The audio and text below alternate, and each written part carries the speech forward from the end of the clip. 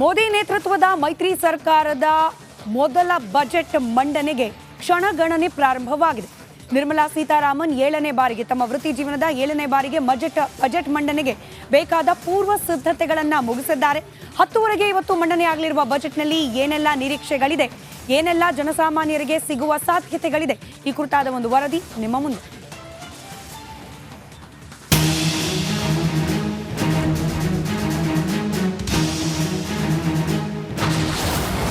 ನಿರ್ಮಲಾ ಬಜೆಟ್ನಲ್ಲಿ ದೇಶದ ಭವಿಷ್ಯದ ಲೆಕ್ಕ.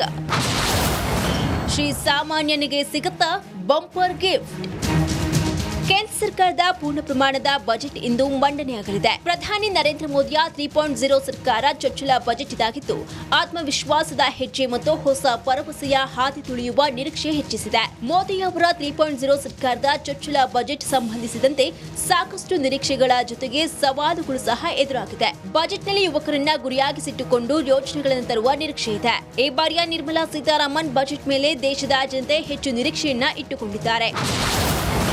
ಪ್ರತಿ ವರ್ಷ 78.5 ಲಕ್ಷ ಉದ್ಯೋಗಗಳ ಸೃಷ್ಟಿಸುವ ನಿರೀಕ್ಷೆ ಇದೆ. 2024-25ರಲ್ಲಿ ಹಣದುಬ್ಬರ ದರ ,4.5% ಸಾಧ್ಯತೆ ಇದೆ. ಉದ್ಯೋಗ ಸೃಷ್ಟಿಯಲ್ಲಿ ಖಾಸಗಿ ವಲಯ ಜವಾಬ್ದಾರಿ ಹೆಚ್ಚು. ಆರ್ಥಿಕತೆ ,6.5ರಿಂದ 7% ಬೆಳವಣಿಗೆ ನಿರೀಕ್ಷೆ ಇದೆ. ಜಾಗತಿಕ ಪೂರೈಕೆಯಲ್ಲಿ ಭಾಗವಹಿಸುವಿಕೆ ಹೆಚ್ಚಿಸಲು ಕ್ರಮ. ಟ್ಯಾಕ್ಸ್ ಸ್ಲ್ಯಾಬ್ ದರ ಇಳಿಕೆ, ತೆರಿಗೆ ವಿನಾಯಿತಿಯ ನಿರೀಕ್ಷೆ ಇದೆ. ಟ್ಯಾಕ್ಸ್ ಡಿಡಕ್ಷನ್ ಪ್ರಮಾಣ 1.5 ಲಕ್ಷಕ್ಕಿಂತ ಮೇಲೆ ಹೆಚ್ಚಿಸಬೇಕು. ವಿದೇಶಗಳಲ್ಲಿ ಕ್ರೆಡಿಟ್ ಕಾರ್ಡ್ ಬಳಸುವ ಭಾರತೀಯರಿಗೆ ಶಾಕ್ ಸಾಧ್ಯತೆ. ಕ್ರೆಡಿಟ್ ಕಾರ್ಡ್ ಬಳಸುವ ವೆಚ್ಚಕ್ಕೆ ತೆರಿಗೆ ಏರಿಸಲು ನಿರ್ಧರಿಸಲಾಗಿದೆ. ನವೋದ್ಯಮಗಳಿಗೆ ಆರಂಭಿಕ ಉತ್ತೇಜನ ನೀಡುವ ಯೋಜನೆ. ಸ್ಟಾರ್ಟ್ಅಪ್ ಇಂಡಿಯಾ ಸೀಡ್ ಫಂಡ್ ಯೋಜನೆಗೆ ಹೆಚ್ಚು ಹಣ ಮೀಸಲಿಡಲು ನಿರೀಕ್ಷೆ ಇದೆ. ಇನ್ನು ಉನ್ನತ ತಂತ್ರಜ್ಞಾನ ಕ್ಷೇತ್ರಗಳಿಗೆ ಉತ್ತೇಜನ ನೀಡುವಂತೆ ಸಲಹೆಯನ್ನ ನೀಡಲಾಗಿದೆ. ಇನ್ನು ಸತತ 7 ಬಾರಿ ಕೇಂದ್ರ ಬಜೆಟ್ ಮಂಡಿಸುವ ಮೂಲಕ ನಿರ್ಮಲಾ ಸೀತಾರಾಮನ್ ಹೊಸ ದಾಖಲೆಯನ್ನು ನಿರ್ಮಿಸಿದ್ದಾರೆ. 7 ಕೇಂದ್ರದ ಬಜೆಟ್ ಮಂಡಿಸಿದ ಮೊದಲ ಹಣಕಾಸು ಸಚಿವೆ, 6 ಬಾರಿ ಬಜೆಟ್ ಮಂಡಿಸಿದ ಮೊರಾರ್ಜಿ ದೇಸಾಯಿ ಅವರನ್ನ ಹಿಂದಿಕ್ಕಲಿದ್ದಾರೆ. ಒಟ್ಟಲ್ಲಿ ದೇಶದ ಜನತೆಯ ಚಿತ್ತ ನಿರ್ಮಲಾ ಸೀತಾರಾಮನ್ ಲೆಕ್ಕಾಚಾರದತ್ತ ನೆಟ್ಟಿದೆ. ಯಾರಿಗೆ ಬಂಪರ್, ಯಾರಿಗೆ ಶಾಕ್ ಸಿಗಲಿದೆ ಅನ್ನೋದು ಕುತೂಹಲವಾಗಿದೆ. Bureau report, Republic Kannada. ಕೂಡ ಇದೆ ಬ್ಯಾಂಕ್ನವರು ಮಾಡಿರ್ತಕ್ಕಂಥದ್ದು. ಇನ್ನೊಂದು ಇಡಿ ಸ್ವಯಂ ಪ್ರೇರಣೆಯಿಂದ ತನಿಖೆ ಮಾಡ್ತಾ ಇದೆ.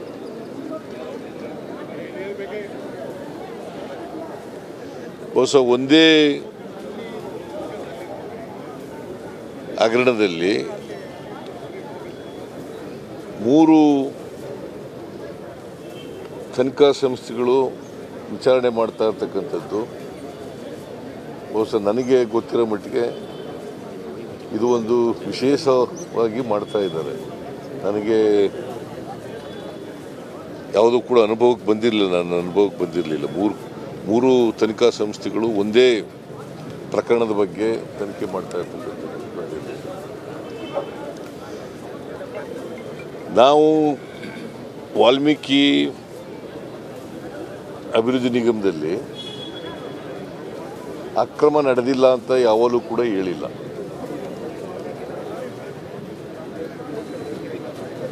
ವಿರೋಧ ಪಕ್ಷದವರು ಪದೇ ಪದೇ ಹೇಳ್ತಾರೆ 187 ಕೋಟಿ 33 ಲಕ್ಷ ದುರುಪಯೋಗ ಆಗಿದೆ ಅಂತ ಹೇಳ್ತಾರೆ. Actually Union Bank of India MG ರಸ್ತೆಯಿಂದ ತೆಲಂಗಾಣಕ್ಕೆ ಹೋಗಿರ್ತಕ್ಕಂಥದ್ದು 89 ಲಕ್ಷ ಕೋಟಿ 89 ಕೋಟಿ 63 ಲಕ್ಷ ಮಿಸ್ಅಪ್ರೋಪ್ರಿಯೇಷನ್ ಆಗಿರ್ತಕ್ಕಂಥ ಹಣ 89 ಲಕ್ಷ 89 ಕೋಟಿ 63 ಲಕ್ಷ.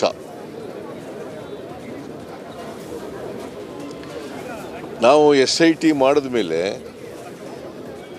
SIT ಅವರು ತ್ವರಿತವಾಗಿ ತನಿಖೆಯನ್ನು ಮಾಡ್ತಾ ಇದ್ದಾರೆ.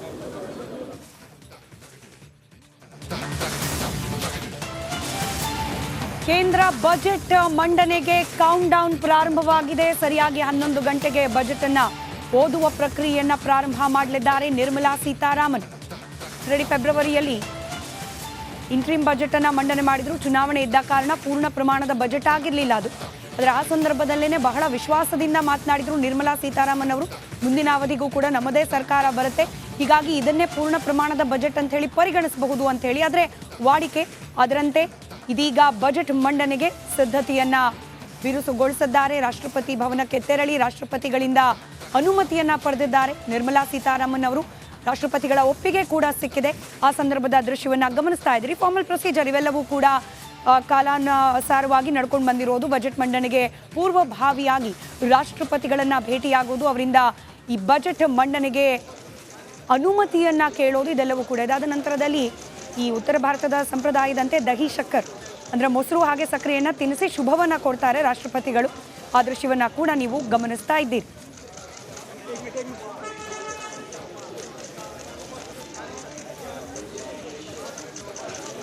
ಪ್ರಮುಖವಾಗಿ ಬೆಲೆ ಏರಿಕೆಯ ಬರೆಯಲ್ಲಿ ಬಳಲಿರುವ ಮಧ್ಯಮ ವರ್ಗದ ಜನರಿಗೆ ಈ ಬಾರಿಯ ಬಜೆಟ್ನಲ್ಲಿ ಏನಾದರೂ ಸಮಾಧಾನ ಆಗುವ ಸಂಗತಿಗಳು ಸಿಗುವ ಸಾಧ್ಯತೆ ಇದೆಯಾ? ಇದಕ್ಕಿಂತ ಹೆಚ್ಚಿನದಾಗಿ ಮಿಡಲ್ ಕ್ಲಾಸ್, ಸ್ಯಾಲ್ರಿಡ್ ಕ್ಲಾಸ್, ಮಧ್ಯಮ ವರ್ಗದ ಜನರಿಗೆ ಟ್ಯಾಕ್ಸ್ನಲ್ಲಿ ಏನಾದರೂ ಕನ್ಸೆಷನ್ಗಳು ಈ ಬಾರಿ ಸಿಗುತ್ತಾ, ಅಥವಾ ಸ್ಟ್ಯಾಂಡರ್ಡ್ ಡಿಡಕ್ಷನ್ನಲ್ಲಿ ಏನಾದರೂ ಏರಿಕೆಯನ್ನ ಮಾಡಿ ಆ ಮೂಲಕ ಹೆಚ್ಚಿನ ಪ್ರಮಾಣದಲ್ಲಿ ಹಣ ಕೈಯಲ್ಲಿ ಉಳಿಯುವಂತೆ ಮಾಡುವ ಸಾಧ್ಯತೆಗಳಿದೆಯಾ ಅನ್ನೋದು ಈ ಬಾರಿಯ ಬಜೆಟ್ನ ನಿರೀಕ್ಷೆಗಳ ಪೈಕಿ ಅಗ್ರಸ್ಥಾನದಲ್ಲಿ ನಿಲ್ತಾ ಇರೋದು. ಇದರ ಜೊತೆಗೆ ಆರ್ಥಿಕತೆಗೆ ಉತ್ತೇಜನವನ್ನ ನೀಡಿ ಮೂರನೇ ಅತಿ ದೊಡ್ಡ ಆರ್ಥಿಕತೆ ಆಗುವ ಕಡೆಗೆ ಹೆಜ್ಜೆ ಇಡುವಲ್ಲಿ ಯಾವ ರೀತಿಯ ನಿರ್ಧಾರಗಳನ್ನು ಕೈಗೊಳ್ಳುತ್ತೆ ಕೇಂದ್ರ ಸರ್ಕಾರ ಅನ್ನೋದ್ರ ಬಗ್ಗೆ ಕೂಡ ಸಾಕಷ್ಟು ಕುತೂಹಲ ಇದೆ. ಇನ್ನು ಈ ಬಾರಿ ಮೈತ್ರಿ ಸರ್ಕಾರ ಆಗಿರುವ ಕಾರಣ ಕಳೆದ 2 ಅವಧಿಯಲ್ಲಿ ಬಿಜೆಪಿಯೇ ಬಲಿಷ್ಠ ಪಕ್ಷ ಆಗಿದ್ರು. NDA ಒಳಗೆ ತಮಗೆ ಇಚ್ಛೆಯ ಕೆಲವೊಂದಷ್ಟು ಮಾರ್ಪಾಡುಗಳನ್ನು, ಕೆಲವೊಂದಷ್ಟು ಹೊಸ ನಿಯಮಗಳನ್ನು, ಕೆಲವೊಂದಷ್ಟು ಹೊಸ ಎಕ್ಸ್ಪೆರಿಮೆಂಟ್ಗಳನ್ನು ಮಾಡುವ ಸ್ವಾತಂತ್ರ್ಯ ಇತ್ತು. ಆದರೆ ಈ ಬಾರಿ ಮೈತ್ರಿ ಸರ್ಕಾರ ಆಗಿರೋದ್ರ ಕಾರಣ ದೋಸ್ತಿ ಪಾಳೆಯಗಳ ರಾಜ್ಯಗಳಿಗೆ ಹೆಚ್ಚಿನ ಮನ್ನಣೆಯನ್ನ ಈ ಬಾರಿಯ ಬಜೆಟ್ನಲ್ಲಿ ಕೊಡುವ ಅನಿವಾರ್ಯತೆಗೆ ಸಿಲುಕಿದೆಯಾ ಕೇಂದ್ರ ಸರ್ಕಾರ ಅನ್ನೋ ಕುತೂಹಲ ಇದ್ದೇ ಇದೆ. ಇದರ ಜೊತೆಗೆ ರಾಜ್ಯ ಕೇಂದ್ರಗಳ ನಡುವಿನ ಆ ಒಂದು ಸಂಬಂಧವನ್ನ, ಆರ್ಥಿಕ ಸಂಬಂಧವನ್ನ ಉತ್ತಮವಾಗಿ ಇರಿಸಿಕೊಳ್ಳುವ ಬಗ್ಗೆ, ಮತ್ತಷ್ಟು ಸುಧಾರಿಸಿಕೊಳ್ಳುವ ಬಗ್ಗೆ ಈ ಬಾರಿಯ ಬಜೆಟ್ನಲ್ಲಿ ಯಾವ ರೀತಿಯ ಪ್ರಯತ್ನಗಳಾಗುತ್ತೆ ಅನ್ನೋದನ್ನ ಕೂಡ ಕಾದು ನೋಡಬೇಕಾಗಿದೆ. ದೃಶ್ಯದಲ್ಲಿ ಗಮನಿಸ್ತಾ ಇದ್ದೀರಿ, ಒಂದ್ ಕಡೆ ನಿರ್ಮಲಾ ಸೀತಾರಾಮನ್ ಅವರು ಬಜೆಟ್ ಪ್ರತಿಯನ್ನ ತೋರಿಸ್ತಾ ಇರೋದು.